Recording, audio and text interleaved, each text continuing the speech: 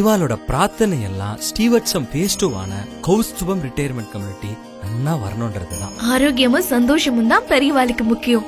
அத கௌஸ்துபம் ரிட்டையர்மெண்ட் கம்யூனிட்டில நிச்சயமா நீங்க உணரலாம். நாயன்மார்கள் 4 பாடப்பட்ட ஸ்தலம் இது. பட்டினத்தார் வாழ்ந்த ஊர்.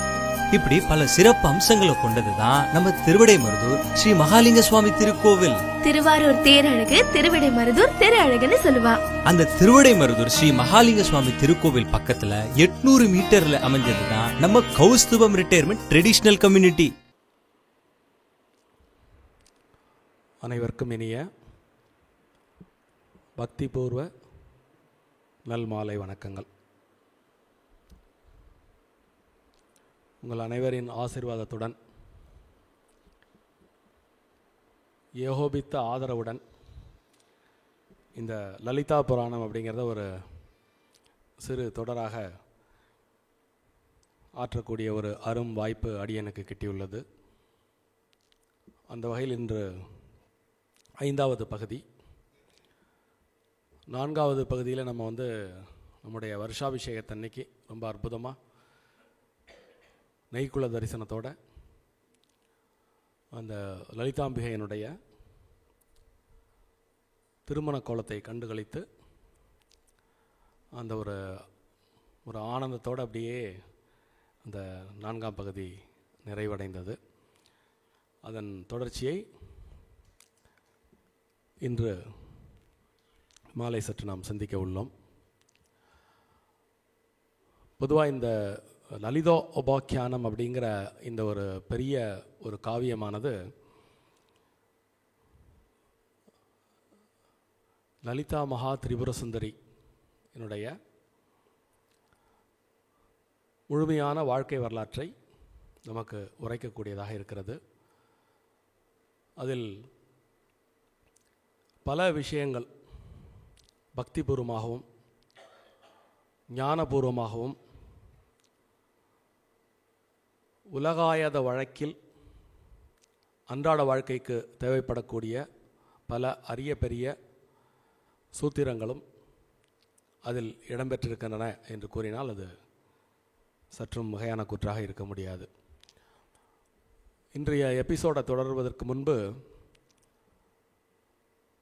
உங்களுக்கு எல்லாருக்கும் தெரியும், ஆர்கியாலஜிஸ்ட் டிகேவி ராஜன் அவர் அமெரிக்காவில் போயிட்டு மகிஷாசுரமர்த்தினி பற்றி பேசும்பொழுது ஒரு பெண் எழுந்து கேட்டாலாம், பெரும் கருணையே வடிவானவள் தாய் அப்படின்னு சொல்கிறீங்க, அப்படிப்பட்ட அந்த தெய்வத்திற்கு எதற்காக ஆயுதங்கள்? ஸோ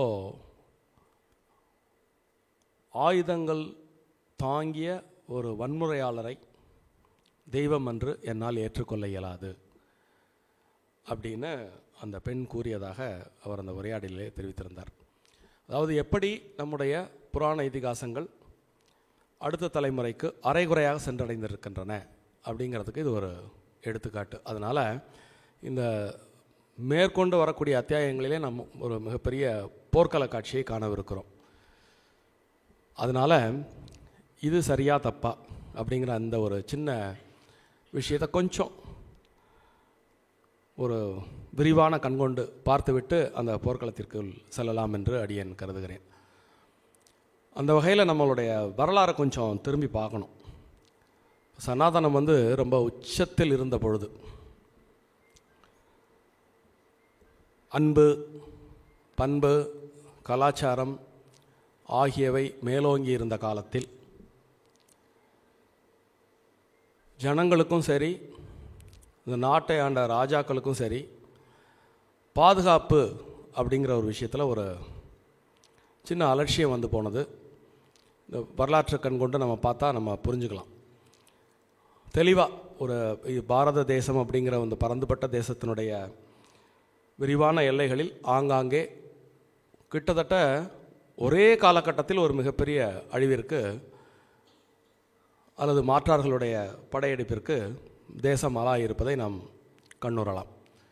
அதுக்கு எது அடிப்படைன்னு பார்த்தா, எல்லாம் கடவுள் பார்த்துப்பார். ஸோ ஒரு மாதிரி கலாச்சார எழுச்சி, கலையியல் எழுச்சி, ஆன்மீக எழுச்சி இதெல்லாம் வந்த பிறகு ஒரு சின்ன ஒரு அசட்டை ஏற்பட்டதனால் மக்களுக்கு சுத்தமாக படைபலம், காப்பு அப்படிங்கிற ஒரு விஷயத்தில் அலட்சியம் ஏற்பட்டதனால் பாதுகாப்பிற்கு ஒரு மிகப்பெரிய அச்சுறுத்தல் ஏற்பட்டது. வெறும் பாதுகாப்பிற்கு மட்டும்தான் அச்சுறுத்தல் ஏற்பட்டதா அப்படின்னு பார்த்தீங்கன்னா, அந்த பாதுகாப்பு அச்சுறுத்தல் என்பது கலாச்சார அச்சுறுத்தலாக மாற்றம் பெற்றது. அந்த மாதிரி ஒரு அலட்சியமான ஒரு காலகட்டத்தில் தான் சமணம், பௌத்தம் போன்ற சமயங்கள் ஊடுருவி அன்பை போதிக்கிறேன் என்ற பேர் வழியில், வன்முறை என்பதே கூடாது என்ற பேர் வழியில், எப்போ நமக்குள்ளே போச்சுன்னே தெரியாத அளவுக்கு நம்மை பாதித்து ஒரு இன்ஆக்டிவான ஒரு நிலைக்கு நம்மை கொண்டு சென்றார்கள் என்று சொன்னால் அது மிகையான கூற்றாக இருக்க முடியாது. அப்போது திரும்ப எப்படி இதை மீட்டு கொண்டு வருவது, முன்பு போல் மக்களை வீரம் சரிந்தவர்களாக எப்படி மாற்றுவது? உங்களுக்கு எல்லாருக்கும் தெரியும், சுவாமி விவேகானந்தர் சமய உலகிலே செய்த புரட்சி என்பது நம்முடைய புரிதலின் எல்லைகளுக்கெல்லாம் அப்பாற்பட்டது. அவரும் ஒரு கஷ்டமான ஒரு காலகட்டத்தில், கிட்டத்தட்ட ஒரு 5000 வருட பழமை வாய்ந்த இந்த சனாதன தர்மம் அழிந்து விடுமோ என்ற அச்சுறுத்தல் இருந்த காலகட்டத்தில் எழுந்து வந்தார். அவர் அப்பொழுது குணங்களை பற்றி பேசும்பொழுது 3 விதமான குணங்கள் இருப்பது நம்ம அனைவருக்கும் தெரியும். தமோகுணம், ரஜோகுணம், சாத்வீக குணம். இதில் தமோகுணம் என்பது செயலற்ற ஒரு தன்மை கொண்டது, சோம்பல் அதனுடைய ப்ராப்பர்ட்டி. ரஜோகுணம் என்பது ஒரு டைனமிக், ஆற்றல் பொருந்திய ஒரு குணம், நிறைய செயல்பாடுகளை நம்மை செயல்பாட்டுக்கு இட்டு சொல்லக்கூடிய ஒரு குணம். சாத்வீகம் என்பது இந்த ரஜோகுணத்தையும் தாண்டி ஒரு அமைதி நிலையை, எல்லா செயல்பாடுகளையும் செய்துவிட்டு அந்த செயல்பாடுகளிலிருந்து விலகி நிற்கும் தன்மை, அந்த நிலை சாத்வீகம். இப்போது இந்த சாத்வீகம் நிலை அடைந்த ஒரு மனிதனும் அமைதியாகத்தான் இருப்பான், செயல்பட திறனற்ற ஒரு மனிதனும் அமைதியாகத்தான் இருப்பான். 2 பேரும் பார்க்குறதுக்கு ஒரு அமைதியாக இருக்கிறது மட்டும் கண்ணுக்கு தெரியும். அப்போ தமோ குணத்தில் இருக்கக்கூடிய ஒருத்தனை சாத்வீக குணத்தவன் கூற முடியுமா? அது ரொம்ப அழகான ஒரு ஸ்டேட்மெண்ட்டில் அவர் சொல்லுவார். சாத்வீக குணத்தில் இருப்பதாக நினைத்து கொண்டிருக்கும் பலர் ஆழ்ந்த தமசில் இருப்பவர்களே அப்படின்னு ஒரு பெரிய ஸ்டேட்மெண்ட் கொடுப்பார். எதுக்கு இந்த பூர்வ பீடிகைன்னா, ஒரு பெரும் சமுதாய கூட்டம் அறிவாளிகள் என்று நினைத்து கொண்டு முற்றும் அறிவற்ற நிலையில் இருந்த காலகட்டம். அப்போது எளிமையாக மாற்றார்களுடைய ஊடுருவல் என்பது ஏற்பட்டது. அந்த காலகட்டத்தில்தான் நம்முடைய புராணத்தில் உள்ள கதைகளெல்லாம் எடுத்து எம்பும் வண்ணமாக ஒரு பக்தி மூமெண்ட் ஏற்பட்டது. நீங்கள் வரலாற்றை நம்ம உற்று நோக்கினோம்னா, இந்த 6ஆம் நூற்றாண்டுக்கு பிறகு சைவமும் வைணவமும் தழைத்தவங்க தொடங்கியது. அப்போ சமணமும் பௌத்தமும் அப்படி ஊடுருவி இருந்த காலத்தில் இந்துக்கள் உணர்வற்றவர்களாக இருந்தார்கள். நமக்கென்று ஒரு சமய பின்புலம் இருக்கிறது என்பதை முற்றாக மறந்துவிட்ட நிலையில் இருந்தார்கள். அதிலிருந்து மீட்டு வருவதற்கு தான் நாயன்மார்களும் ஆழ்வார்களும் போராடினார்கள். அப்படி அவர்கள் போராடும் பொழுது பக்தி அப்படிங்கிற ஒரு விஷயத்தை கையில் எடுத்தாங்க. பக்தி அப்படிங்கிற ஒரு விஷயத்தை கையில் எடுப்பதற்கு அவர்கள் துணைக்கு எடுத்துக்கொண்ட விஷயங்கள் புராணங்களில் உள்ள வீரம் சரிந்த கதைகளை மக்களுக்கு மீண்டும் நினைவுபடுத்துதல் அப்படிங்கிற ஒரு மூமெண்ட். இது நீங்கள் வரலாற்று கண்கொண்டு பார்த்தாலே மகேந்திர பல்லவர் சமணத்திலிருந்து சைவத்திற்கு மாறினார் அப்படின்னு ஒரு பெரிய கூற்று நம்ம எல்லாருக்குமே தெரியும். அவர் சமணராக இருந்த காலகட்டத்தில் அவரே இந்து மதத்தை பழித்து மத்த விலாச பிரகடனம் அப்படின்னு ஒரு நூல் எழுதியிருக்கார். அதை பார்த்தா தெரியும் உங்களுக்கு. அப்படி இருந்தவர் நாவுக்கரசருடைய இன்ஃப்ளூயன்ஸால் வீர சைவராக மாறி வரலாற்றில் முதல் முறையில் மண்டகப்பட்டு என்ற இடத்திலே மும்மூர்த்திக்கு ஒரு குடைவரை கோயிலை எழுப்பினார். அதில் கல்வெட்டும் பொறிச்சார். முதன்முறையாக தெய்வத்திற்கு அழியா பொருள் கொண்டு ஆலயம் எழுப்புகிறேன். அதுக்கு முந்தைய குடிசைத்தளி, செங்கற்றளி அப்படி இருந்தது. அவர் இந்த இந்த மாதிரி ஒரு இருண்ட காலத்திலேருந்து ஒரு ஒளிமிகுந்த காலத்திற்கு, அதாவது ஆன்மீக ஒளி பொருந்திய காலத்திற்கு மாறும் பொழுது குடையை வரைஞ்சு கோயில் எழுப்பினார். அதுக்கு பிறகு அதற்கு பின்வந்த பல்லவ மன்னர்கள்லாம் பார்த்தீங்கன்னாக்கா, இன்றைக்கி மகாபலிபுரத்தில் நீங்கள் பார்க்கலாம், அதிரண சண்டேஸ்வரம் அப்படின்னு ஒரு இடம் இருக்குது. புலிக்குகை போயிருக்கீங்க தானே, பார்த்துருப்பீங்க தானே. இந்த புலிக்குகைக்கு முன்னாடி ஒரு பெரிய பேனல் இருக்கும். ஒரு கிட்டத்தட்ட ஒரு 8 அடிக்கு 4 அடி ஒரு சின்ன துண்டு பாறை. அந்த பாறையில் பார்த்தீங்கன்னா மகிஷாசுர மர்தினியினுடைய கம்ப்ளீட் ஸ்டோரி ஒரு பேனலில் சிற்பமாக வடிக்கப்பட்டிருக்கும். ஸோ அந்த 6-7ஆம் நூற்றாண்டுகளில் அன்னையினுடைய பெருமைகள், அப்பனுடைய பெருமைகள், மகாவிஷ்ணுனுடைய பெருமைகள், இப்படி இவைகள் எல்லாம் கதைகள் வழியாக, வீரம் சரிந்த கதைகள் வழியாக ஊட்டப்பெற்று திரும்ப ஒரு ஸ்டார்ட் பண்ணி விட்ட பிறகு, இன்ஜின் ஸ்டார்ட் பண்ண பிறகு கியர் மாற்றி மேலே போகிற மாதிரி ஒரு கிட்டத்தட்ட 13-14 நூற்றாண்டு வரை அந்த கிட்டத்தட்ட 8ஆம் நூற்றாண்டுலேருந்து 13ஆம் நூற்றாண்டுடைய முற்பகுதி வரைக்கும் இந்தியாவினுடைய அனைத்து பகுதிகளிலும் சமயம், கலை, இலக்கியம், ஆன்மீகம், யோகம் இது எல்லாமே செழித்தோங்கியதை வரலாற்றின் கண்முண்டே நாம் அறுதிட்டு கூறலாம். அதனுடைய எச்சங்கள் தான் இன்றைக்கும் நம்ம ஃபாலோ பண்ணுறது.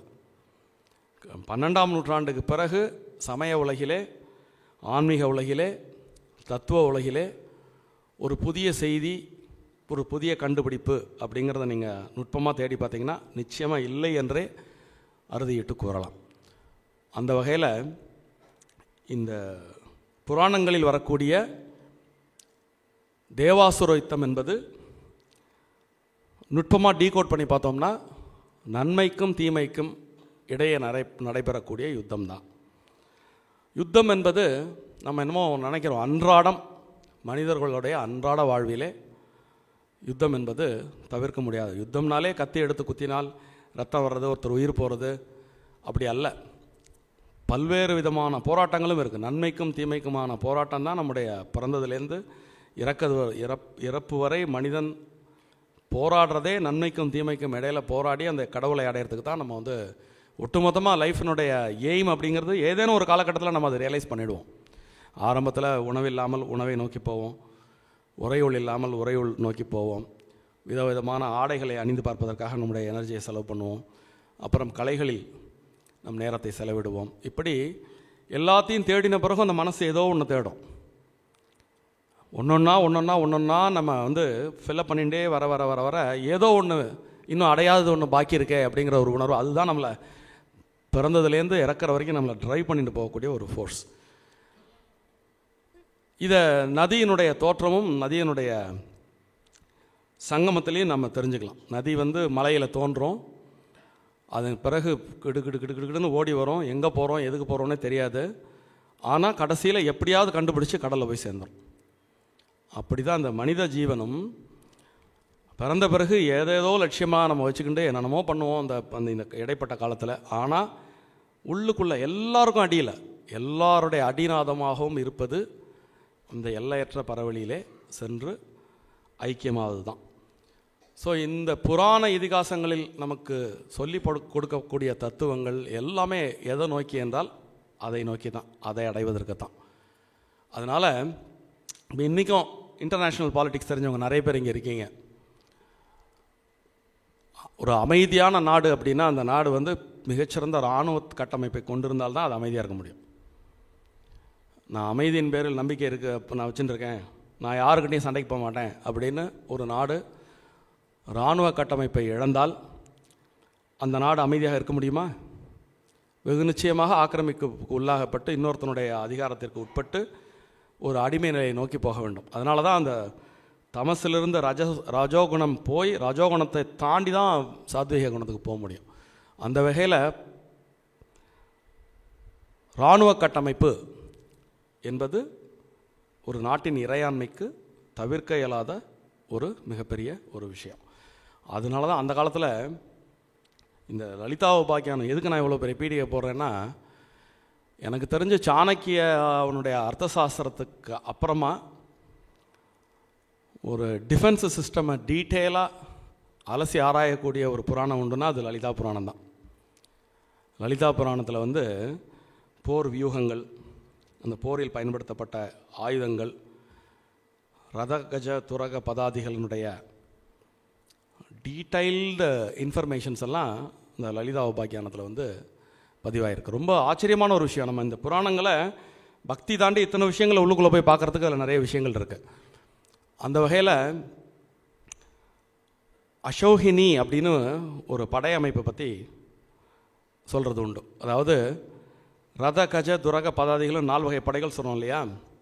பழைய காலத்தில் வந்து ஒருத்தருடைய மகாத்மியத்தை பற்றி சொல்லும்போது அவரிடம் இத்தனை அசோகினி படை இருந்தது அப்படின்னு சொல்லுவாங்க. அது ஒரு அளவுகோல். அது என்ன அளவுகோல் அப்படின்னா, ரொம்ப ப்ரிசைஸாக இருக்கும். அதாவது இயக்கம், ஒழுங்கு, துல்லியம். இந்த அசோகினி என்பது 90 விதமான பிருதுனாக்களை கொண்டது. இந்த பிருதுனா என்பது பல பத்திகள் அமைந்தது. ஒரு பத்தி என்பது என்ன அப்படின்னா, ஒரு ரதம், ஒரு கஜம். ஒரு ரதத்துக்கும் ஒரு ரதத்துக்கு ஒரு கஜம் இருக்கும். ஒரு ரதமும் ஒரு கஜமும் இருந்தால் 3 குதிரை இருக்க வேண்டும். 3 குதிரை இருந்தால் 5 காலாட்படை, 5 பேர் கொண்ட காலாட்படை இருக்க வேண்டும். இது ஒரு பத்தி. அப்போ ஒரு பிருதுனானா என்ன அப்படின்னா, 3/5 மடங்கு. 3/5 மடங்குனா 3 15 அப்படி அல்ல. 3 × 3 9, 9 × 3 27, 27 × 3 81, 81 × 3 243. ஸோ 240 ஒரு பிருதுனா அப்படின்னா 243 ரதங்கள், 243 கஜங்கள். அந்த 243க்கு 3 பங்கு 729 குதிரை. அந்த 243க்கு 5 பங்கு காலாட்படை, 1215 காலாட்படை. ஸோ இது ஒரு பிருதுனா. அப்போ ஒரு அசோகினி என்பது 90 பிருதுனா.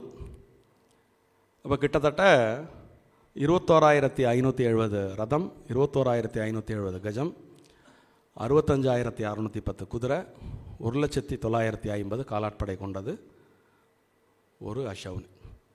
இதெல்லாம் ஏன் முன்னாடி சொல்கிறேன்னா, பின்னாடி இந்த போர்க்கள காட்சிகள் வரும்பொழுது பண்டாசுரனுடைய பலம் என்ன,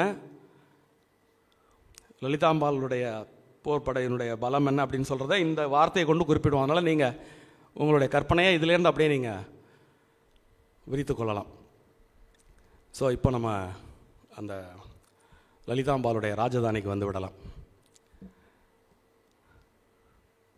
அம்பாள் வந்து காமேஸ்வரனுடன் அந்த ராஜதானியிலே கொலுவிற்றிருக்க, அங்கு கூடியிருந்த அனைவரையும் கண்களால் நோக்க அவர்கள் அத்தனை பேருடைய காமனங்களும் பூர்த்தியாயின அப்படின்னு நம்ம கடைசியாக விட்டோம் இல்லையா.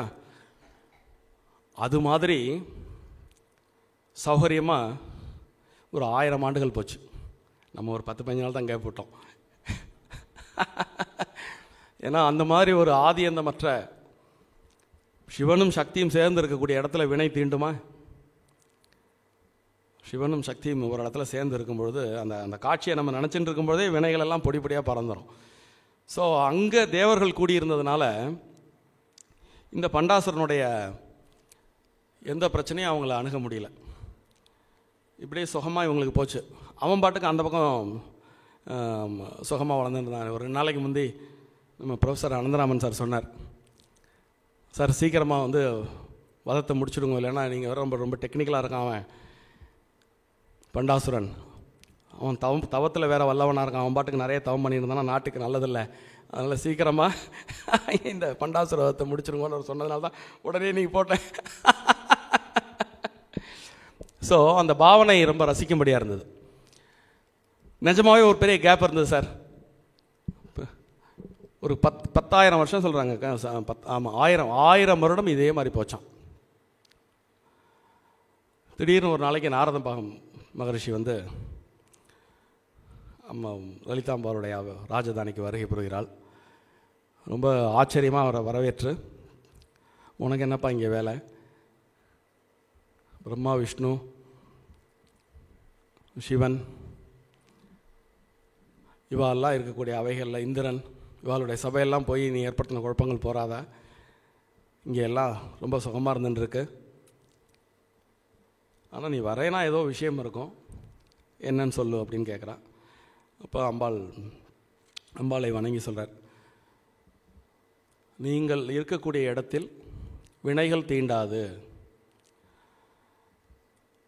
ஆனால் அது இப்படியே இந்த பிரபஞ்சத்தினுடைய ஆட்சிக்கு அது நல்லதல்ல. நீங்கள் உங்களுடைய அவதார நோக்கம் என்ன? பண்டாசுரனை வதம் பண்ணணும். நல்ல இங்கே ஒரு அழகாக நீங்கள் பாட்டுக்கு ஒரு பிரமாதமாக ஒரு ஆட்சி பண்ணியிருக்கீங்க, எல்லோரும் சுகமாக இருந்துட்டுருக்காங்க. எதை நோக்கி வந்தோமோ அதை செய்யணுமா இல்லையா? உங்களை சுற்றி பாட்டுக்கு ஜாலியாக இருந்துட்டுருக்கா, இந்த இடத்துக்கு யாரும் வர முடியாது அப்படிங்கிறதுனால தேவர்களெல்லாம் செஞ்ச பாவ புண்ணியத்துக்கான பலன் அனுபவிச்சா தானே தீரும். அவள் பாட்டுக்கு இங்கே சுகமாக உங்களோட நிழல் கிடச்சிடுச்சுன்ட்டு உட்காந்து அவள் பாட்டுக்கு அனுபவிச்சுட்டு இருக்கா. அதனால் வந்த நோக்கமும் நிறைவேறாமல் இருக்குது. இவன் போய் அவஸ்தைப்பட்டால் தான் நீங்களும் போய் சண்டைக்கு போக முடியும். அவன் பாட்டுக்கு ஜாலியாக இங்கே உட்காந்துருக்கான். ஸோ அவனோட இருப்பிடத்துக்கு விரட்டி விடுங்கோ அப்படின்னு வந்து பாயிண்ட் பிளாங்காக அம்பாள்கிட்ட நாரதர் சொல்லிடுறார். அம்பாள் யோசனை பண்ணி பார்க்குறான், நீங்கள் சொல்கிறது சார் தான், சரி எல்லோரையும் அனுப்பிச்சி விட்ருவோம் அப்படின்னு எல்லோரையும் தேவர்கள் எல்லாம் கூப்பிட்றான். நீங்களாம் உங்களோட யதாஸ்தானத்துக்கு போங்க அப்படின்னு சொன்ன உடனே அவங்களுக்கும் புரியுது. எடுத்து சொல்கிறாங்க, நாரதர் வந்தார், இந்த மாதிரி விஷயங்கள்லாம் சொன்னார், அதனால் வந்து வந்த நோக்கத்தை பூர்த்தி பண்ணணும், நீங்கள் இங்கே இருந்தால் சரிப்பட்டு வராது, அதனால் நீங்கள் எங்கேயுமே போக முடியாது. ஏன்னா தேவலோகத்தையும் அவன் ஆக்கிரமிச்சிட்டான், பூலோகத்தை ஆக்கிரமிச்சிட்டான். அதனால் இவங்க மறைஞ்சு திரிஞ்சு படாத அவஸ்தைப்பட்டு எங்கேயா யாராவது ஒருத்தனுங்க தேவர்களை கண்ணில் பார்த்தா அவன் உடனே கட்டி தூக்கின்னு போயிடுவான், தலைகளை கட்டி தொங்க விட்டுருவான். ஸோ இந்த மாதிரி பண்டாசுரனுடைய அந்த இங்கேருந்து வெளியில் போன உடனே அவங்களுக்கு இது நடக்க ஆரம்பிக்கிறது. ஸோ கொஞ்ச நாள் இதை பார்த்துட்டு இருக்கா. ஏன்னா இந்த நம்ம புராணங்களில் சொல்லக்கூடிய கதைகளை நம்ம பல முறை ரிப்பீட் பண்ணாலும் திரும்ப திரும்ப சொல்கிறேன். ஏன்னா ரொம்ப திரும்ப திரும்ப போய் மனசில் பதிய வேண்டிய ஒரு செய்தி. காஸ் அண்ட் எஃபெக்ட் அப்படிங்கிற ஒரு விஷயம், அது நல்லிஃபை ஆகாத வரைக்கும் இன்பமோ துன்பமோ நன்மையோ தீமையோ தொடர்ச்சியாக வந்துட்டே இருக்கும். ஸோ அந்த வகையில் தேவர்கள் ஏற்கனவே செஞ்ச பிழைகளின்க்கு தண்டனை கொடுக்கும் விதமாகத்தான் பண்டாசுரனுடைய எழுச்சியை அமைகிறது. அப்போது தேவர்களும் சில கஷ்டங்களை அனுபவிக்கணும். ஸோ அவன் அனுபவித்து முடித்த பிறகு பண்டாசுரன் மேலே போகிறான் பாருங்கள், அப்போ அவனுடைய தீவினை அதிகமாகும். அப்போ தான் வந்து அம்பாள் வந்தாலுமே வதம் பண்ணுறதுங்கிறது எப்போன்னா இவங்கக்கிட்ட பாவம் இருக்கிற வரைக்கும் அதை பண்ண முடியாது. இவங்க அம்பாள் வந்துட்டாலுமே உடனே செய்ய முடியாது அந்த வேலையை. தேவர்களுடைய பாவம் நீங்கின பிறகு தான் அசுரர்களை தண்டிக்க முடியும். அதனால் இந்த தேவர்களை எல்லாம் அனுப்பிச்சி வைக்கிறான். அவங்கெல்லாம் போய் ரொம்ப கஷ்டப்படுறாங்க. ஒரு குறிப்பிட்ட காலம் போனவுடன் சரி இது சரியான நேரம், நம்ம வந்து பண்டாசுரனுடைய அந்த சூன்யபுரத்தின் மேல் போர் தொடுக்க இதுதான் சரியான நேரம் அப்படின்னு அம்பாள் தீர்மானிக்கிற அதே நேரத்தில் சுக்ராச்சாரியார் வந்து எப்பொழுதுமே நம்ம போனதர லாஸ்ட் எபிசோடில் சொன்ன மாதிரி அசுரர்கள் வர்சஸ் தேவர்கள், அசுரகுரு வர்சஸ் தேவகுரு. தேவகுரு சொல்கிறத அசுரகுரு சொல்கிறத அசுரர்கள் கேட்குற அளவுக்கு முனைப்பாக தேவர்கள் தேவகுரு சொல்கிறத கேட்குறதில்ல. அதனால தான் இவங்க எப்போதும் ஒரு பிரச்சனைக்குள்ளே போய் மாட்டிக்கிட்டு போய் அம்பாள்கிட்டையோ சிவன்கிட்டையோ மகாவிஷ்ணுகிட்டையோ பிரம்மாட்டையோ போய் நிற்க வேண்டிய தேவை வாழ்க்கை வர்றது காரணம் என்னென்னா குருநாதர் சொல்கிறத கேட்குறதே கிடையாது. இங்கே அம்பாளுடைய உதயம் ஆன உடனேயே சுக்ராச்சாரியார் அங்கே வலுவாக பண்டாசுரனை வந்து எச்சரிக்கை பண்ண ஆரம்பிச்சிட்டார். எந்த நேரமும் போர் வரலாம், உன்னால் இப்போ இருக்கிற படையை வச்சுக்கொண்டு நீ தாக்குப்பிடிக்க முடியாது, அதனால் நீ தயார் நிலையில் உன்னை வைத்துக்கொள்வது நல்லது அப்படின்னு அவர் அறிவுரை சொல்கிறார். அப்படி அறிவுரை சொன்ன உடனே அவர் ஏற்கனவே நம்ம சொன்னோம், விஷங்கன் விஷுக்ரன் அப்படின்னு 2 பேர் தோல்லேருந்து உண்டானாங்க. 2 பேருடைய வீரதீர பராக்கிரமங்கள் பற்றி சொன்னோம். இப்போ 3ஆவதாக ஒரு மாயப்படை உருவாக்குறதுக்காக அவர் என்ன பண்ணுறாருன்னா, பண்டாசுரன் வந்து தூமினி அப்படின்னு ஒரு புகை மகள், அவளை அவனுடைய சக்தி கொண்டு உருவாக்கி அவளுக்கு நிறைய குழந்தைகள் பிறக்க செய்து அந்த குழந்தைகளுக்கெல்லாம் இவனே போர் பயிற்சி கொடுத்து அந்த பக்கம் வளர்ந்துட்டுருக்காங்க. ஸோ அந்த காலகட்டத்தில் அம்பாள் ஒரு தீர்மானம் பண்ணுறான். நம்ம எல்லாருக்குமே தெரியும், எல்லா புராணங்கள்லேயும் ஒரு அசுரவதம் அப்படின்னா அதில் ஒரு பேட்டர்ன் இருக்கும். மகாவிஷ்ணுவோ பிரம்மாவோ அல்லது அம்பாளோ யார் அசுரர்களை வதம் செய்ய போனாலுமே ஒரு உடன்கூட்டம் அப்படிங்கிற ஒரு விஷயத்தை அவங்க ஏற்படுத்தி கொண்டு தான் செல்வது வழக்கம். ஸோ திரிபுரா தகனத்தில் அப்படி ஒரு உடன்கூட்டத்தோடு தான் திரிபுராந்தகரா சிவன் போகிறார். அப்படி போகும்பொழுது எல்லா 33 கோடி தேவர்களும் இருக்காங்க. பிரம்மா தேர் ஓட்டுறார், விஷ்ணு பக்கபலமாக வரார். இப்படி எல்லாரோடையும் அவர் போகும்பொழுது இந்த தேவர்கள்லாம் அப்பயும் ஒரு நினைப்பை நினச்சாங்களாம், சிவன் என்னமோ நம்ம ஒரு பெரிய பிரம்மாண்டமான சக்தின்னு நம்ம நினச்சோம், இந்த திரிபுரர்களை சம்ஹாரம் பண்ணுறதுக்கு இத்தனை பேர் தோணை இவருக்கு தேவைப்படுறதே அப்படின்னு அவளாம் நினச்சாலாம் தேவர்கள்லாம். அவருக்கு தெரியும், அவர் சர்வஜன் இல்லையா. உடனே அப்படி அந்த தேர்லேருந்து நீங்கள் தஞ்சாவூர் பெரிய கோயில் இதுக்கு ஒரு எக்ஸ்க்ளூசிவ் பேனல் ஒதுக்கியிருக்கார் ராஜராஜ சோழன். அந்த முதல் தளத்தில் உள்ள வடக்கு சுவரில் ஒரு எக்ஸ்க்ளூசிவ் பேனல் ஃபார் திரிபுராந்தகா. இந்த என்டையர் காட்சியை காமிச்சிருப்பார். அப்படி அந்த ஒரு கால் அப்படி வச்சுன்னு அப்படி திரும்பி ஒரு பார்வை பார்ப்பார். அப்படியே அந்த திரிபுரங்களும் எரிக்கப்பட்டு விடும். எதுக்கு இந்த செய்தி இந்த இடத்துல சொல்கிறேன்னா, இங்கே நிலைமை அப்படி இல்லை. இப்போ இந்த லலிதா உபாக்கியானத்தில் தேவர்கள் எல்லாம் அப்படி நினைக்கிறதுக்கு தயாராக, அதனால் ஏற்கனவே நாங்கள் எல்லாம் தகுதியற்றவர்கள், எங்களால் இந்த அசுரகுலத்தை ஹேண்டில் பண்ண முடியாது, அதனால் முழுக்க பொறுப்பை உங்ககிட்ட ஒப்படைச்சாச்சு, இவாள்கிட்டேருந்து என்னை காப்பாற்று அப்படின்னு அவங்க ஆல்ரெடி சரண்டட். அதனால் இந்த தேவர்கள் கூட்டத்தை இந்த அம்மா அழைச்சின்னு போகல. அதனால் இந்த போகிறதுக்கு வெறுமனே அம்பாள் மட்டும் போய் நின்று சண்டை போட முடியாது இல்லையா. அதனால் ஒரு கூட்டத்தை முதல்ல ஒரு சிறு உடன்கூட்டம் தயார் பண்ணுறா. இங்கே இந்த இடத்துல தான் இங்கே சக்தி உபாசகால் நிறைய பேர் இருக்கல். சக்தி உபாசனையில் மிக முக்கியமான அங்கமாகவும் தவிர்க்க முடியாத அங்கமாகவும் இருப்பது பாலை என்று அழைக்கக்கூடிய பாலா திரிபுர சுந்தரியின் வழிபாடு. ஸோ இந்த பண்டாசுர வதத்தின் பொருட்டு அம்பாள் தனக்கென்று ஒரு உடன்கூட்டம் தயார் செய்ய வேண்டும் என்று சங்கல்பித்த நொடியில் அவள் முதலில் தன்னிலிருந்து ஒரு ஒரு பாலையை வெளிப்படுத்துகிறாள்.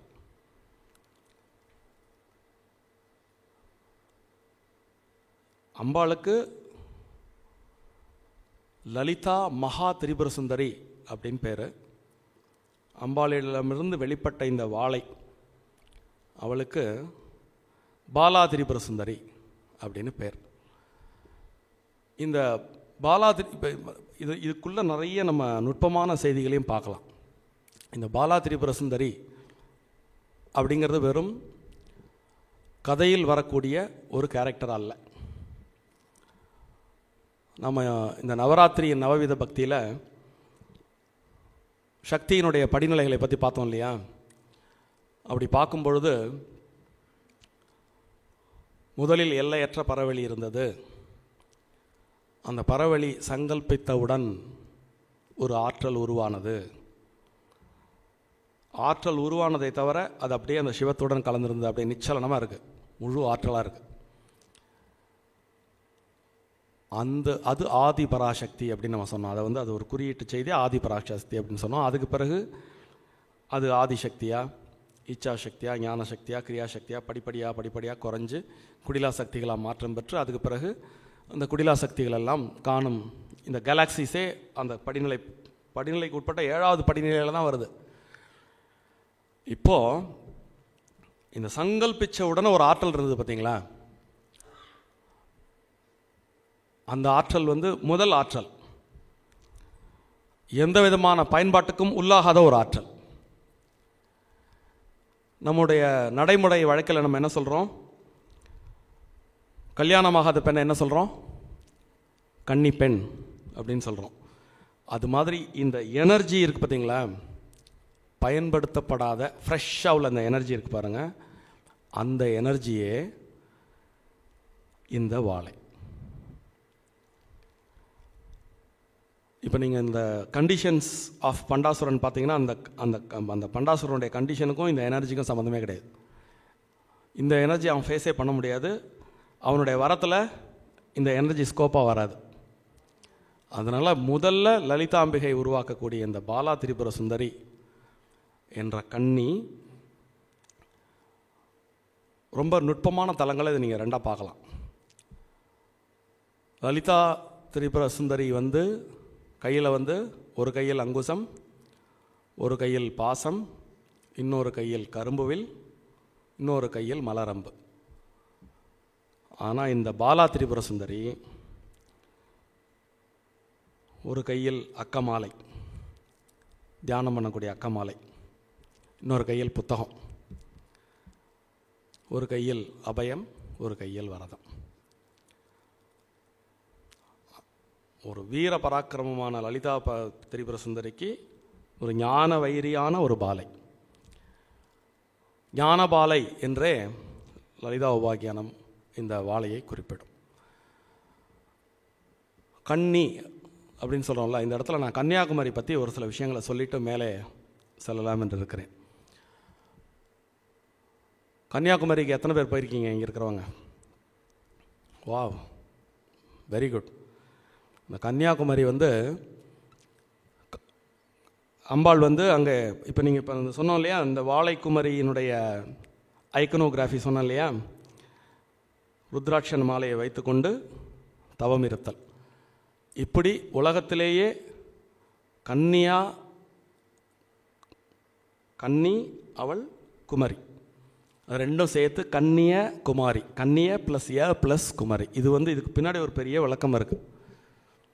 என்ன விளக்கம் அப்படின்னா, இந்த உடலில் நமக்கு 6 ஆதார சக்கரங்கள் இருக்கு இல்லையா, இந்த குண்டலினி யோகம் அப்படிங்கிற ஒரு விஷயத்தை நம்ம பார்க்கும் பொழுது, இடகலை பிங்களை வழியாக அந்த குண்டலினியை மேலேற்றி செல்லும் பொழுது அது இந்த உடலில் அடைய வேண்டிய உச்சமான ஸ்தானம் எது அப்படின்னு கேட்டிங்கன்னா சகசிரதாரம். அந்த சகசிரதாரத்தை தமிழில் ய என்ற குறியீட்டில் குறிப்பது வழக்கம். இந்த வாழையானவள் அந்த மோன நிலையில் குமரியாகவே இருந்து தவம் செய்யக்கூடிய அந்த இடத்திற்கு பெயர் கன்னியாகுமரி என்பது பெயர். முக்கடல் சங்கமம் அப்படின்னு நம்ம பார்த்துருக்கோம். அதுக்கு அந்த பக்கம் நிலப்பரப்பே இல்லை.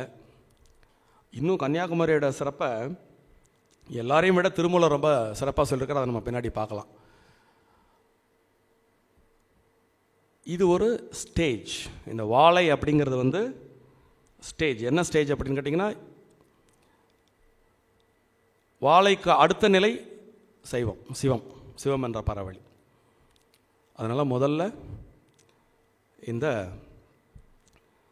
வாழையை அம்பாள் உருவாக்குகிறாள். ரொம்ப அழகாக ஔவையார் கூட,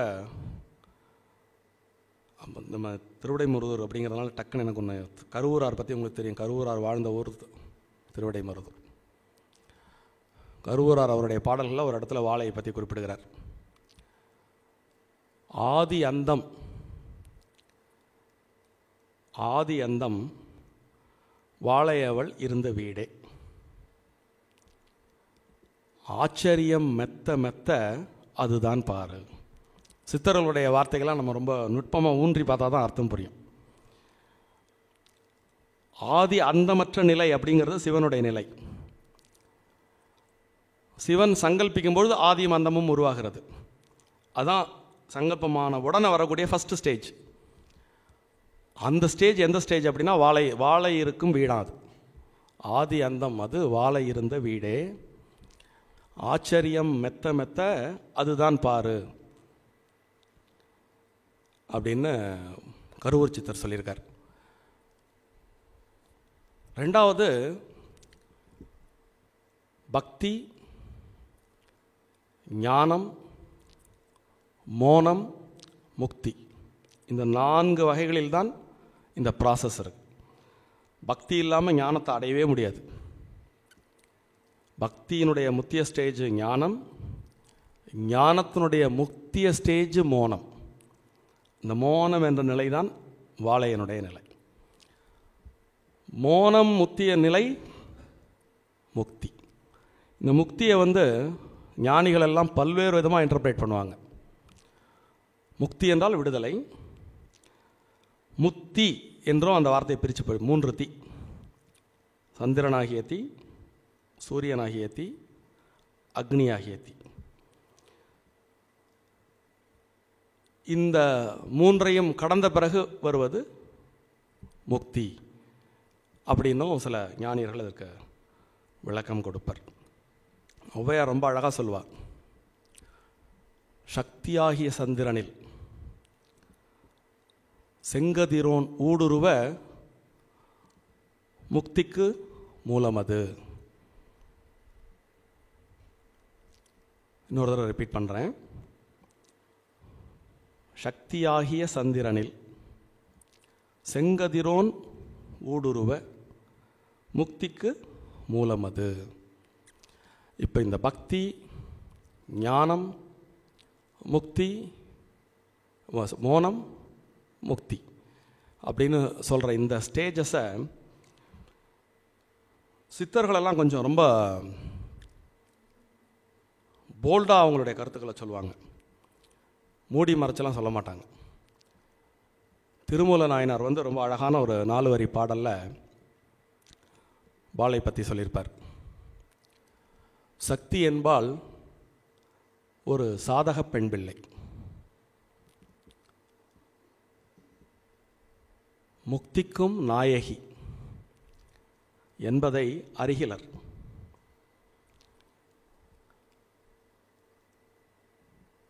பத்தியை பாலில் உறுத்த அப்பாவிகள்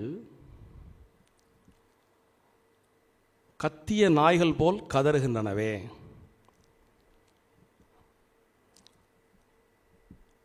மீனிங் என்ன அப்படின்னா, நம்ம இந்த உலகத்தில் பார்க்கக்கூடிய சக்தி அப்படின்னு நம்ம பார்க்குறோம் இல்லையா, இந்த சக்தி யார் அப்படின்னா இந்த வாளை தான்.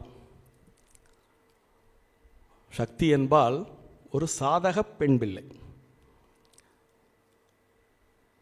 முக்திக்கும் நாயகி. முக்தி கொடுக்கறதும் நீங்கள் அவளை தாண்டி நீங்கள் சக்தி அடையாமல் முக்திக்கு போக முடியாது. அதனால் இந்த முக்திக்கு அவ தான் அடிப்படைங்கிறது யாருக்கும் தெரியல. பக்தியை பாலிலே உறுத்த அப்பாவிகள். இந்த பக்தி அப்படிங்கிற ஒரு விஷயம் இருக்குது பார்த்தீங்களா, இதை கடைபிடிக்காமல், பாழ் அப்படின்னா ஒன்றுமில்லை அப்படின்னு நம்ம சொல்லுவோம் இல்லையா. அதனால தான் அங்கே நான் குறிப்பிடும்போது சாந்த பாழ் அப்படின்னு முன்னாடி ஒரு அடைமொழி கொடுத்தேன். வெறுமனே பாழ் அப்படின்னா எதுக்கும் பிரயோஜனம் இல்லாமல் தொலைக்கிறது. அப்படி பக்தியை பாழிலே உறுத்த அப்பாவிகள். பக்திங்கிறதே இல்லாமல், பக்தி போச்சுன்னா ஞானம் இல்லை, எதுவும் இல்லை. ஆனால் கத்திய நாய் போல் அப்படின்னு அந்த இடத்துல அழகாக ஒரு அண்டர்லைனே பண்ணுறார். யார்கிட்ட இருந்து சவுண்ட் ரொம்ப அதிகமாக வரும் அப்படின்னா, இது எது பக்தியை பற்றியும் தெரியாது, ஞானத்தை பற்றியும் தெரியாது, மோனத்தை பற்றியும் தெரியாது, முக்தியை பற்றியும் தெரியாது, நான் நான் நான் அப்படின்னு தன்முனைப்பு மிகுந்த நாய்க்குறைச்சல்களை வெளிப்படுத்துவார்கள். இந்த சக்தியை அறியாதவர்களுடைய செயல்பாட்டை பற்றி திருமூலர் இந்த மாதிரி சொல்லியிருப்பார். கன்னியாகுமரி 51 சக்தி பீடங்களில் ஒன்று. 51 அக்ஷரம்னு நம்ம பக்தியில் சொல்லுவோம் இல்லையா. 51 அக்ஷரம். 51 அக்ஷரம்னா 51 அக்ஷரம் அல்ல. பக்திக்கும் ஞானத்துக்குமான ஒரு சின்ன டிஃப்ரென்ஸ் இந்த இடத்துல, ஒரு சின்ன இன்டர்பிரிட்டேஷன். 51 அக்ஷரங்கள் கொண்டு வழிபடக்கூடிய அம்பாள் அப்படின்னு ஒரு வகை உண்டு. இதை வேறு மாதிரி இன்டர்பிரேட் பண்ணிங்கன்னா, அன்பு ஒத்த ஓர் அக்ஷரம். 51 அக்ஷரம் அல்ல, அன்பு ஒத்த ஓர் அக்ஷரம். எது? ஓம். இது ரொம்ப அழகாக கன்னியாகுமரியிலேயே தக்கலை மாவட்டத்தில் ஒரு முஸ்லீம் சித்தர் இருந்தார். அவர் பேர் பீர் முகமதுன்னு பேர். அவரே ஒரு 2 வரியில் ரொம்ப அழகாக, அவருடைய பாடல்கள் ரொம்ப பிரசித்தம். சித்தர் பாடல்களில் அவருடைய பாடல்களும் ரொம்ப பிரசித்தம். 51 அக்ஷரம் அறிய நீ சொல்லடி சிங்கி.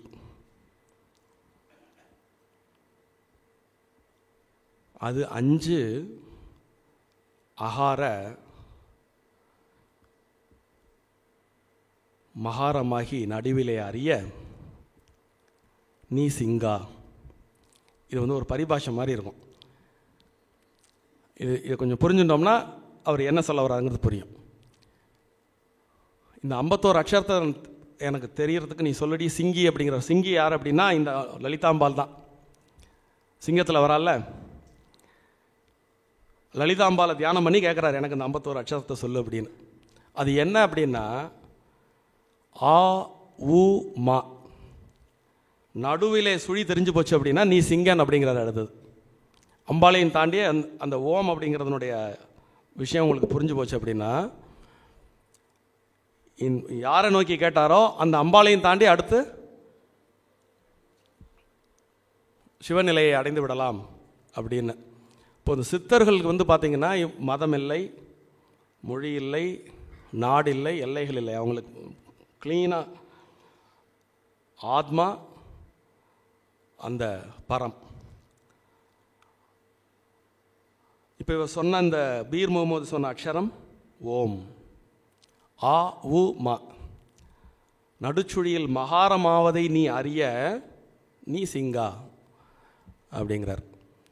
இப்போ இதிலேருந்து திருமூலருடைய பாடல் ஒன்று பார்க்கலாம்.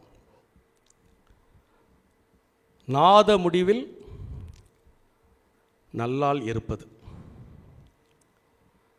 நாத முடிவில் நல் யோகம் இருப்பது. நாத முடிவில் நாட்டம் இருப்பது. நாத முடிவில் நஞ்சுண்ட கண்டனே. திருமூலர் இந்த 4 வரியில் பெரிய டிரான்ஸ்ஃபர்மேஷன் காமிப்பார். இப்போ ஓம்காரம் அப்படிங்கிறத நம்ம பார்த்தோம் இல்லையா? இந்த ஓம்காரம், இந்த ஓம்காரத்தின் முடிவில் யார் இருக்கிறாள் என்றால் நல்லாளாகிய வாளை. நாத முடிவில் நல் ஆள் இருப்பது. நாத முடிவில் நல் யோகம் இருப்பது. இந்த நல்லாளை கண்டு கொண்ட பிறன், இது ஒரு பெரிய ப்ராசஸ். ஆக்சுவலாக நம்முடைய இக வாழ்க்கைக்கு தேவையான அனைத்தும் உங்ககிட்ட வந்துடும். முதல்ல கலைமகள், அதுக்கப்புறம் அலைமகள், அப்புறம் மலைமகள். இந்த நல் யோகம், நாத முடிவிலே நல் யோகம் இருப்பது. நீங்கள் வேண்டாம் வேண்டாம்னு ஒதுக்கினாலும் உங்களுக்கு செல்வம் உங்கள் பின்னாடி வரும். 16 பேர்களும் உங்கள் பின்னாடி வரும். நாத முடிவில் நல்லாலை கண்டு கொண்ட ஒருவனுக்கு நாத முடிவில் நல்யோகம் கிட்டிவிடும். நல்யோகம் கிட்டின பிறகு தவம் அப்படிங்கிற இடத்துல அவன் இருக்கணும். அதனால தான் நாத முடிவில் நாட்டம் இருப்பது. விலகி போயிடக்கூடாது. ஒரு இடத்துல தொடங்கினா ஒரு ப்ராசஸ் வருது, சக்தி வருகிறது. சக்தி வந்த உடனே எல்லாமே பின்னாடி வரும். எல்லாமே சக்தி தானே. பொன், பொருள், பதவி, பணம் எல்லாம் சக்தி தானே. அதனால் சக்தி வந்த உடனே எல்லாம் வரும். எல்லாம் வந்த உடனே இவன் சக்தியை மறந்துடுவான். அப்படி மறக்காமல் இருக்கிறதுக்கு தான் நாத முடிவில் நாட்டம் இருப்பது. அந்த முதல்ல நீ எப்படி எந்த தேட்டத்தை தொடங்கினோ அந்த தேட்டத்தை தொடர்ந்து வச்சுட்டு இருக்கணும், நிலைபெறுத்தி வைத்து கொண்டிருக்க வேண்டும். அப்படி நாட்டம் இருந்தால் நாத முடிவில் நஞ்சுண்ட கண்டனே. அந்த ஸ்டேஜை தாண்டி நஞ்சுண்ட கண்டன் யார்? சிவன். அந்த ஸ்டேஜுக்கு நம்ம போயிடலாம் அப்படின்னு சொல்லியிருக்கார். திருமூலர் சொல்லியிருக்கார். திருமூலர் இந்த பாலையை பற்றி இன்னும் ஒரு 2 பாடல்கள் கூட சொல்லியிருக்கார். அவளை அறியா அமரரும் இல்லை,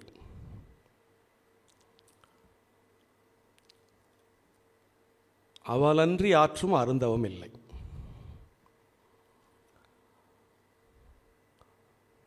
அவளொன்றி ஐவரால் ஆவதொன்றில்லை, அவளன்றி ஊர் அறியும் ஆற்றல் இல்லை. ஊர் அறியேனே, ஊர் சேருமார் அறியேனேன்னு முடியும். அந்த சரியா ஞாபகத்தில் எனக்கு மீனிங் என்ன அப்படின்னா, இப்போ நீங்கள் இந்த லலிதா புராணத்துக்கும் இதுக்கும் தொடர்பை நேரடியாகவே நீங்கள் கொண்டு வரலாம். அவளை அறியா அமரரும் இல்லை. இப்போ அமரர்கள் அருந்தவம் புரிஞ்சு தான் அவளை கொண்டு வந்திருக்காங்க இங்கே. அதனால் இவள் யார் அப்படின்னு அமரர்களுக்கு தெரியாமல் இருக்குமா? அதனால் அவளை அறியா அமரரும் இல்லை,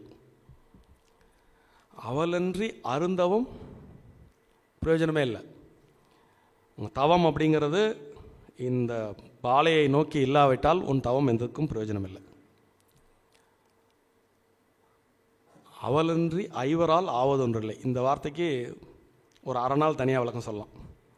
இந்த ஐவர் யார் அப்படின்னா, இந்த உடலில் செயல்படக்கூடிய ஐம்புல கருவிகள். இப்போ கையை இப்படி அசைக்கிறேன்னா ஒரு சக்தி வேணும், பேசுகிறேன்னா அதுக்கு ஒரு சக்தி வேணும், கேட்குறதுக்கு ஒரு சக்தி வேணும். இந்த எல்லா சக்தியுமே அவள் தான். இது ஒரு லோவர் லெவல் எக்ஸ்ப்ளனேஷன். இதுக்கு ஒரு பெரிய லெவல், ஹையர் லெவல் எக்ஸ்ப்ளனேஷன் இருக்குது. அவர் சங்கல்பிச்சவன்னா தோன்றின ஆற்றல்னு நம்ம சொன்னோம் இல்லையா? உடனே சைமல்டேனியஸாக சிவன் ஒரு 5 தொழில் புரிகிறார் அப்படின்னு நம்ம சொன்னோம் இல்லையா? படைத்தல், காத்தல், அழித்தல், மறைத்தல், அருளல்.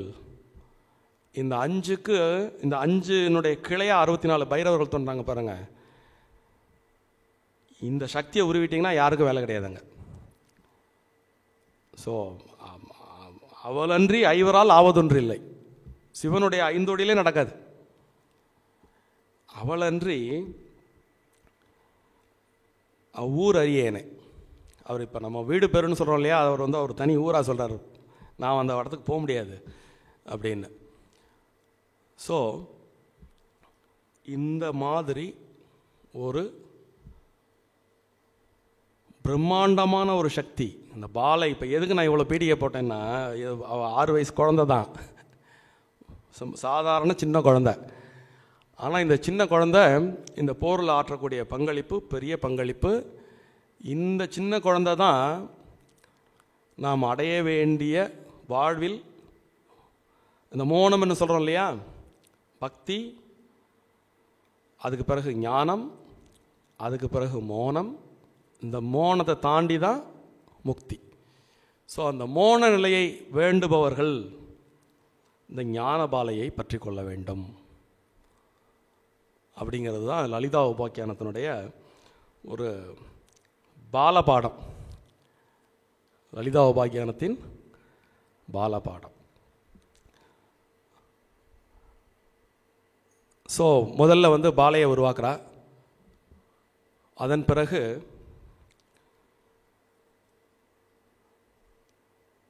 கன்னியாகுமரி பற்றி இன்னொரு பாட்டு, மிக முக்கியமான பாட்டு, திருமூலர் சொன்னதை சொல்லணும் இல்லையா? கன்னியாகுமரியினுடைய சிறப்புகளை 4 வரியில் திருமூலர் ரொம்ப அழகாக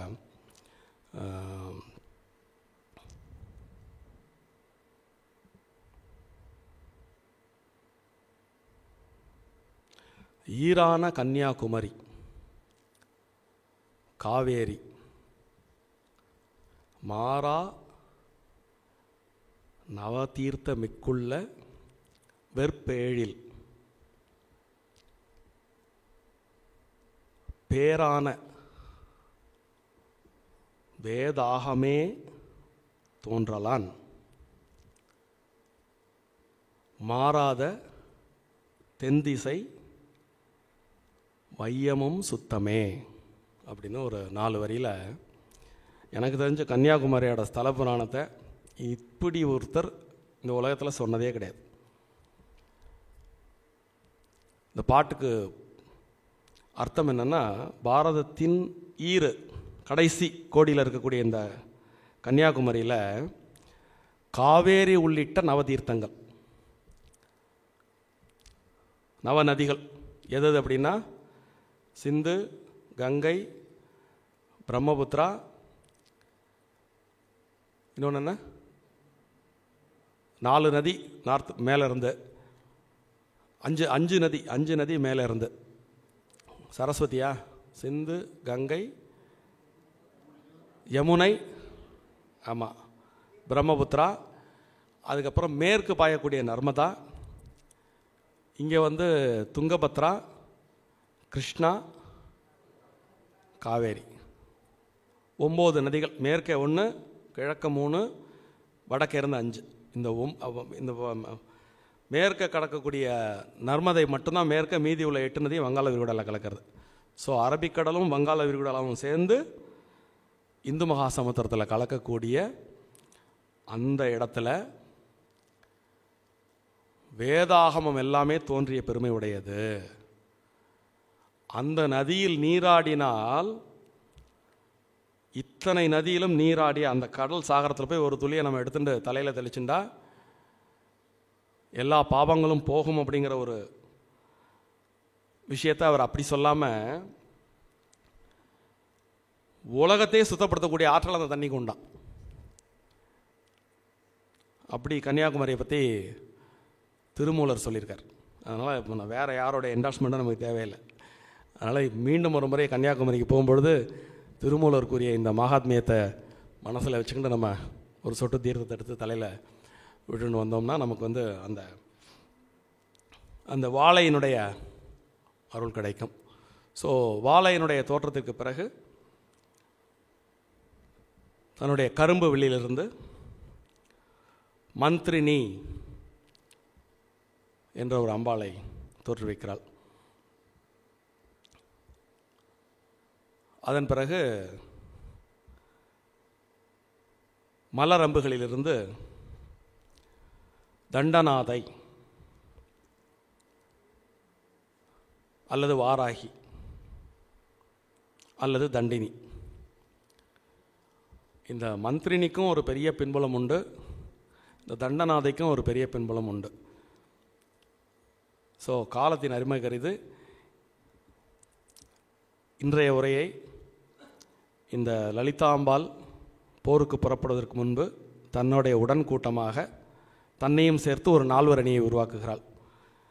அதில் முதன்மையானவள் பாலை, 2வது மந்திரினி, 3வது தண்டினி. ஸோ ஒரு 4 அணி ஃபார்ம் ஆகுது. இன்றைக்கி பாலையை பற்றி இன்றைக்கி பேசிட்டோம். மீதி 2 பேரை பற்றி அடுத்த தலைப்பில் பேசிட்டு ஃபர்தராக மேற்கொண்டு நம்ம கதையை தொடரலாம். இதுகாரம் ஆர்வமுடனும் உங்களுடைய நீங்கள் அந்த ரேப்ட் அட்டென்ஷனில் கேட்குற அந்த ஒரு எண்ணம் தான் அடியே நான் இங்கே பேச வைக்கிறது. பொறுத்து இச்சிறுவனும் ஏதேனும் கூறக்கூடும் அப்படிங்கிற ஒரு ஆர்வத்தில் கேட்டு ரசித்த உங்கள் அனைவருக்கும் அடியேனின் சிரம் தாழ்ந்த வணக்கங்கள், நன்றிகள்.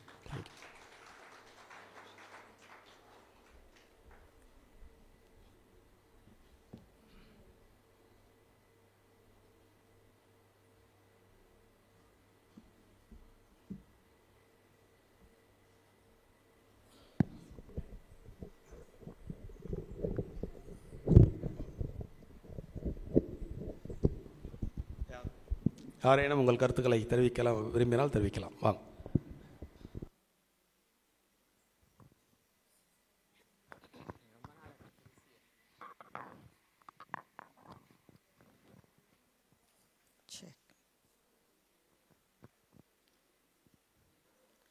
நமஸ்காரம். 2-3 எபிசோடு என்னால் கேட்க முடியல, நான் ட்ராவலில் இருந்ததுனால.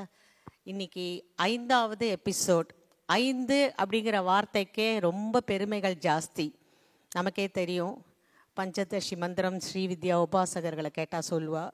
அதே மாதிரி 5 எழுத்து மந்திரம், ஐங்கரன் எல்லாமே பஞ்சபூதங்கள் அப்படிங்கிற மாதிரி 5 அப்படிங்கிறதோட மகத்துவம் ரொம்ப உயர்ந்தது. அது இன்னைக்கு சாரோட 5வது எபிசோடு இந்த லலிதா மகாதேவி புராணத்தில் ரொம்ப பிரமாதமாக அமைஞ்சது. அப்படின்னா அதுக்கு அது அம்பாளோட கருணன் தான் சொல்லணும். கடைசியில் முடிக்கிறச்சே அவர் என்னமோ இந்த சிறியனும் ஏதாவது சொல்லியிருக்கேன் அப்படிங்கிறார்.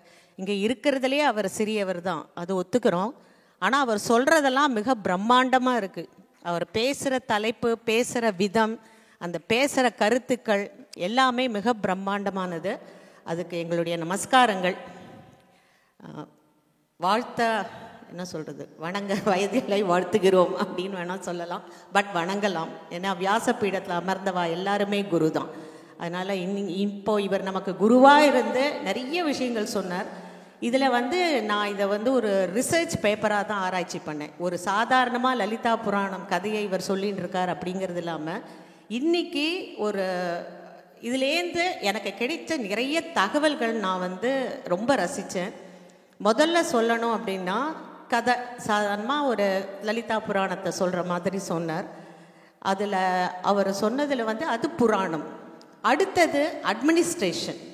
எப்படி ஒரு வார்ஃபேர் போர்ச்சே, ஒரு வார் ஃப்ரண்ட்டில் அந்த ஆர்மி எப்படி இருக்கணும், அதோட கேல்குலேஷன்ஸ், அவள் அதை எப்படி போனால் ஜெயிக்க முடியும். இது மகாபாரதத்துலேயும் வரும். நிறையா கேல்குலேஷன்ஸ், பெர்மியூட்டேஷன், காம்பினேஷன்ஸ் போட்டு தான் அவள் பண்ணுவாள். அதை இவ்வளோ அழகாக கணக்காக அவர் சொன்னது நிஜமாக நமக்கெல்லாம் மனசுலேருந்து ஞாபகமே வச்சுக்க முடியாது. அந்த வேர்ட்ஸ் கூட இன்னும் மனசில் பதியலை. இன்னும் 2-3 தடவை கேட்டால் தான் நமக்கு பதியும். ஸோ அது அட்மினிஸ்ட்ரேஷன். ரெண்டாவது அவர் சொன்னது அவருடைய expertise in that field, archaeology and architecture. நீங்கள் மகாபலிபுரம் போனால் என்ன பார்க்கணும், மகிஷாசுர மர்தினி இதை பார்க்கணும். தஞ்சாவூர் கோயிலில் போனால் என்ன பார்க்கணும், கன்னியாகுமரியில் போனால் என்ன பார்க்கணும். These are all geographical facts connected with archaeology and architecture. அதுலேருந்து நாங்கள் நிறையா கற்றுட்டுருக்கோம் இப்போது. அடுத்தது தமிழ் லிட்ரேச்சர். திருமூலர் என்ன சொல்லியிருக்கார், ஔவையார் என்ன சொல்லியிருக்கார் அப்படிலாம் மேலோட படிச்சுன்னு போகாதீங்கோ. போகிற இடத்துக்கும் அதை எடுத்துகிட்டு போய் படித்து அதோட ரெஃபரன்ஸ் வச்சு, இப்போ நான்லாம் கன்னியாகுமரி போய் நிறையா ஸ்நானம் பண்ணியிருக்கேன். ஆனால் அடுத்த தடவை திருமூலர் பாட்டை எடுத்துன்னு போய் படித்து தான் அங்கே ஸ்நானம் பண்ணணும், சார் சொன்ன மாதிரி.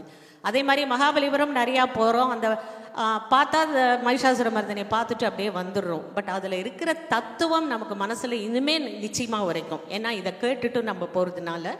ஸோ அது ஜியாகிரஃபி அண்ட் இது எல்லாத்தையும் விட எனக்கு ரொம்ப பிடிச்சது அந்த சோஷியல் மெசேஜ். அவர் சொன்னார் இல்லையா, ஏன் பெருமாள் அம்பாள் அவளுக்கெல்லாம் ஆயுதங்கள் கையில் இருக்குது அப்படின்னு. பகவத்கீதையில் கிருஷ்ணரே சொல்கிறார், பஞ்சாயுதத்தோடையே நான் ஏன் இருக்கேன் அப்படின்னு கிருஷ்ணர் சொல்கிறச்சே அவர் சொல்வார். எல்லாருக்கும் தெரியும், பரித்ராணாய சாதுனாம் விநாசாய சதுஷ்கிருதாம் தர்ம சம்ஸ்தாபனார்த்தாய சம்பவாமி யுகே யுகே. எப்பெல்லாம் தர்மம் கீழே வருதோ அப்போ நான் வருவேன், எப்படியாவது எந்த இதுலேயும் இருந்து நான் எல்லாரையும் காப்பாற்றுவேன். ஏன்னா அவள்லாம் என் குழந்தைகள். ஒரு தாய் ஒரு குழந்தைக்கு ஒரு கஷ்டம் வரைச்ச அதை எப்படியாவது காப்பாற்றுவா, அது ஒரு கொலை கூட பண்ணுவா அப்படின்னு சொல்லுவா. அம்பாளே தாய். ஸோ அதை ரெப்ரசன்ட் பண்ணுறதுக்கு தான் அம்பாளுக்கெல்லாமும் நம்ம ஆயுதங்களோடையும் சேவிக்கிறோம். பெருமாளுக்கு ஆயுதங்கள், அவள்லாம் கருணாமூர்த்தி, கருணாசாகரி, கருணாசாகரன் எல்லாம் கரெக்டு. ஆனால் பக்தாளுக்கோ அவளை சேவிக்கிற அடைக்கலம் சரணாகதின்னு வந்தவாளுக்கு ஒரு சின்ன கஷ்டம் வந்தாலும் அவளோட ரூபமே வேற.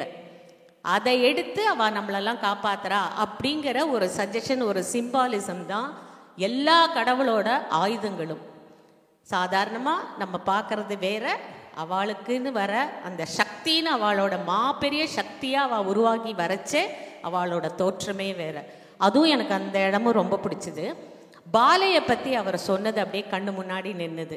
ரொம்ப அழகாக ஒரு சின்ன பாவடை கட்டிண்டு ஒரு குழந்தையாக இருக்கிற பாலை எவ்வளோ பெரிய ஒரு தத்துவம், மோன நிலை, பக்தி, ஞானம், மோனம், முக்தி, அது அழகாக படிப்படியாக அவர் சொன்ன விதம். சின்ன குழந்தைய பிடிச்சிக்கோங்க, நீங்கள் முக்தியே பெறலான்னு ஒரு சின்ன தத்துவம், சிம்பிள் தத்துவம். நீ தான் எல்லாம் அப்படின்னு பாலைக்கிட்ட சரண்டர் ஆகிட்டேன்னா உங்களுக்கு முக்தியே கிடைக்கும். பேசிகிட்டே போகலாம், எனக்கு இன்னும் நிறையா தாட்ஸ் வந்துட்டே இருக்கு அவர் பேச கேட்க கேட்க. ஒரு பெரிய ரிசர்ச் ஒர்க் தான் இது. இது இவ்வளோ சாதாரணமாக அவர் என்னமோ இங்கே உட்காந்துட்டு சிரிச்சுட்டே ஜாலியாக சொல்லிட்டு போகிறார். இன்னொன்று சோஷியல் மெசேஜ் அவர் சொன்னது ஒன்று, சனாதன தர்மத்துக்கு இப்போ ப்ரெசண்ட் இது நான் ரொம்ப சொல்ல முடியாது, இப்போ இருக்கிற த்ரெட்டுக்கு நம்மளாம் என்ன பண்ணணுங்கிறதையும் அவர் அழகாக சொல்லிட்டு, பக்தி மூமெண்ட் வெளியில் நிறைய கொண்டு வந்து நம்ம எல்லாரும் சேர்ந்து நிறைய பக்தி பண்ண அந்த சனாதன தர்மத்துக்கு அழிவு வர முடியாது. அசுரர்களும் வேற கிடையாது, தேவர்கள் வேற கிடையாது. அவளுக்கு இருக்கிற அந்த ப்ரொட்டஸ்ட், அந்த பேட்டில், வார் எப்போவுமே நடந்துட்டு இருக்கு. ஆதி காலத்திலேருந்து அது வேற வேற விதத்தில் இப்பயும் தொடர்ந்துட்டு இருக்கு. நம்மளாம் என்ன பண்ணணும்? நம்மளால் கத்தி எடுத்துன்னு போய் கத்தியின்றி ரத்தமின்றி உத்தம் உண்டு வருகிறது தான் நம்மளால் பண்ண முடியும். கத்தி எடுத்துன்னு போய் சண்டை போட முடியாது. ஆனால் ஒத்துமையாக இருந்து நம்மளுக்குள்ளே இருக்கிற வேறுபாடெல்லாம் இல்லாமல் பக்தி பூர்வமாக, ஏன்னா நம்ம பாரதத்தோட பேசிக்கே அந்த அண்டர் கரண்டே பக்தி தான். அதை வச்சு நம்ம எல்லாரையும் ஜெயிக்க முடியும். ராமானுஜர் சங்கரர் பண்ண மாதிரி நம்மளாலையும் பண்ண முடியும். அதை ரொம்ப அழகாக அவர் எடுத்து சொன்னார். அதுவும் இன்னைக்கு எனக்கு ரொம்ப பிடிச்சது. நிறைய விஷயங்கள் இன்னும் நிறையா பேர் பேசுறதுக்கு ரெடியாக இருப்பேன். இந்த வாய்ப்பை எனக்கு கொடுத்து இந்த அனுபவத்தை உங்களோட பரிந்துறதுக்கு எனக்கு ஒரு சந்தர்ப்பம் கொடுத்ததுக்கு ரொம்ப நன்றி. தேங்க்யூ.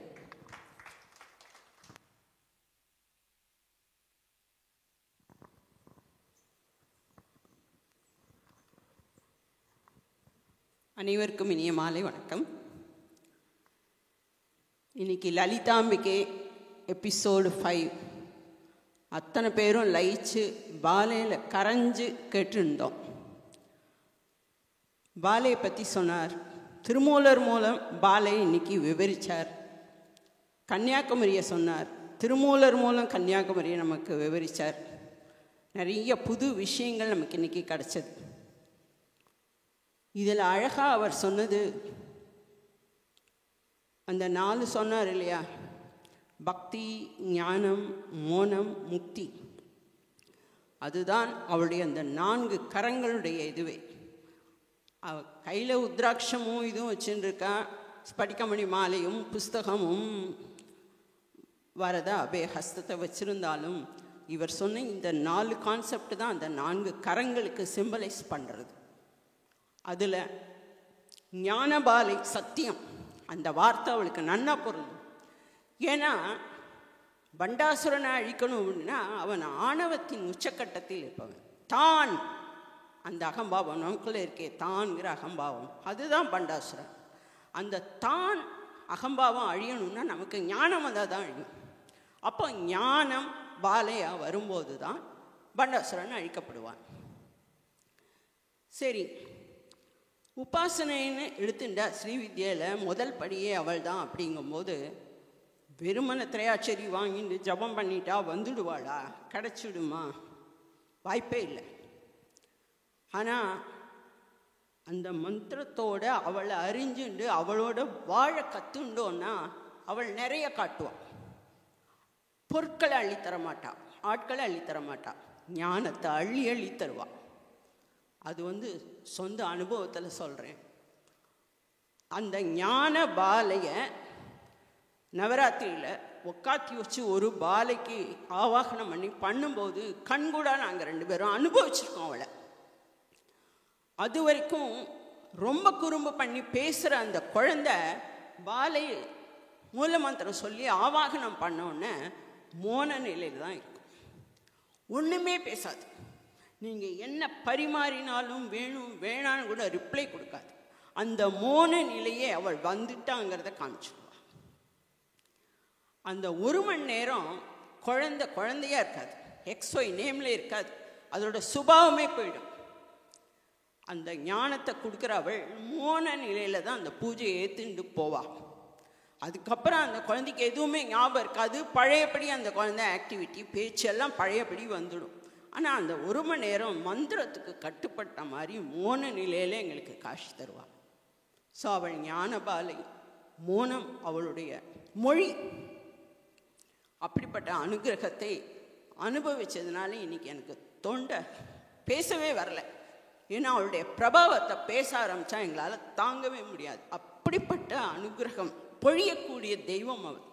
குழந்தையும் தெய்வமும் கொண்டாடும் இடத்தில் மாதிரி அந்த கல்மிஷம் இல்லாத மனசு இருக்கே, அதுதான் பாலை. அதுக்கு தான் கன்னியா குழந்தையை இத்தனை வயசுக்குள்ள வையின்னு சொல்லியிருக்கு. 9 வயசுக்கு மேலே 10 வயசுக்கு மேலே உட்காத்தி வச்சா உள்ள கல்மிஷம் வந்துடும் அந்த குழந்தைக்கு. அதுக்காகத்தான் பாலையை இத்தனை வயசுக்குள்ளே உட்காத்தி வையுங்கும் போது கபடமே உள்ளே வராது, அந்த நிழலே அந்த சாயே இருக்காது. ஸோ அப்படிப்பட்ட பாலையை பற்றி திருமூலர் பரிமாணத்திலையும் கன்னியாகுமரியை பற்றியும் திருமூலர் பரிமாணத்திலையும் இன்றைக்கி நமக்கு எல்லாம் சொல்லி அந்த ஞான துளிகளை உள்ள சேர வச்ச இந்த மகானுக்கு என்னுடைய நமஸ்காரங்கள்.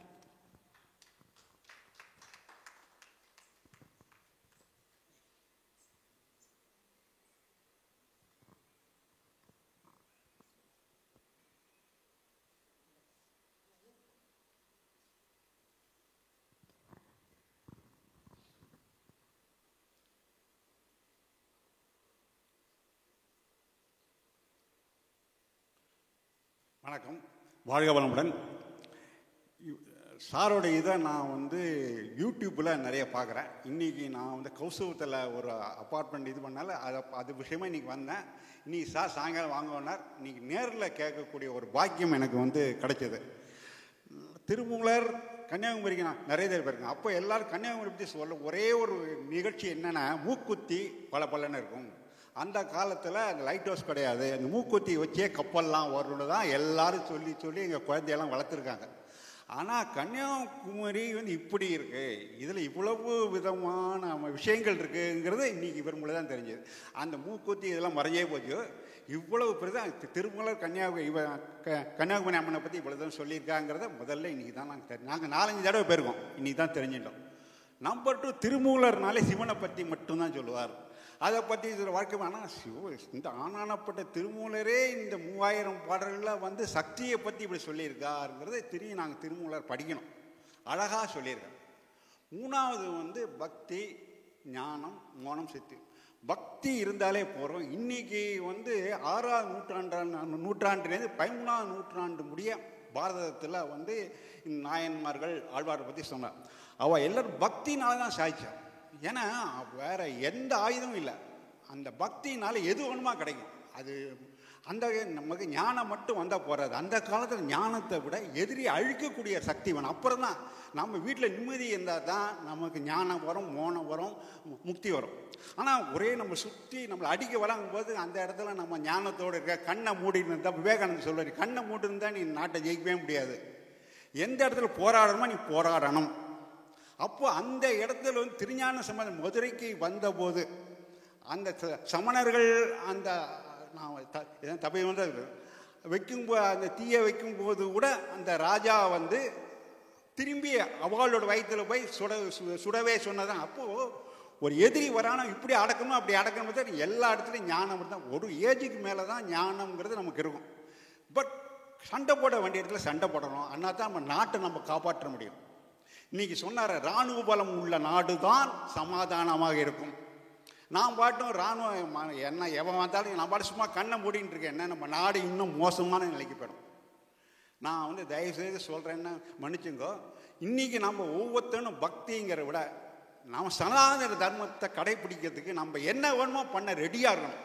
அதனால தான் நம்ம நாடு பழைய மாதிரி முன்னின்றிருக்கே தவிர நம்மளை மாதிரி ஏஜ்டு பீப்புள் இந்த ஞானத்திலையும் இருக்கணும். ஆனால் குழந்தைகளை அப்படி வளர்க்கக்கூடாது.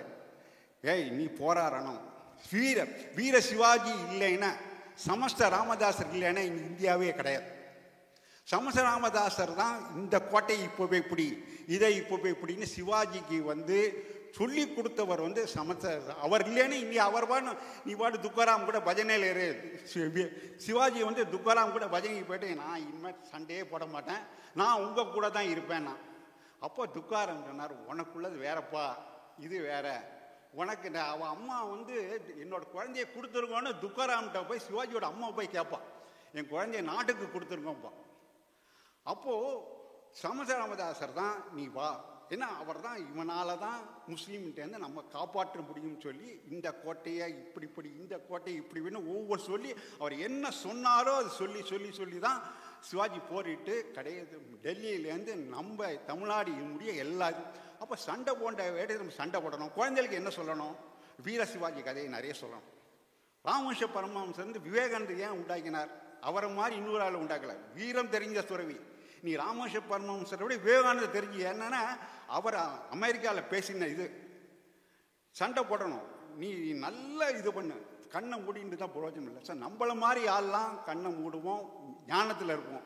ஆனால் குழந்தைகளை வந்து சாதாரண தர்மத்தை காப்பாற்றுறதுக்கு போராட ரெடியாக இருக்க சொல்லணும். ஒருத்தன் நம்ம சாதாரணத்தை தப்பியமாக சொன்னால் உனக்கு ஒன்றும் தெரியாதுடா, எங்கள் வந்து எத்தனையோ பழைய நூற்றாண்டு தான் எங்களோட பலம் பொறிந்தது, இந்தியா பற்றி உனக்கு தெரியாது சொல்லி அந்த குழந்தை பதிலுக்கு சொல்லணும். அதுக்கு நம்ம குழந்தைகளுக்கு சொல்லி கொடுக்கணும். இதுதான் என்னோடது. இன்றைக்கி இவட்ட இதை மாதிரி நிறைய கற்றுக்கலாம். நாம் தெரிஞ்சுட்டு நம்ம வெளியில் குழந்தைகளுக்கு வீரத்தை ஊட்டணும். நல்ல நம்ம பழைய நம்ம சாதாரண தர்மத்தை சொல்லணும். நம்ம நாடு முன்னேறணும். வாழ்க வளமுடன், வாழ்க வளம்.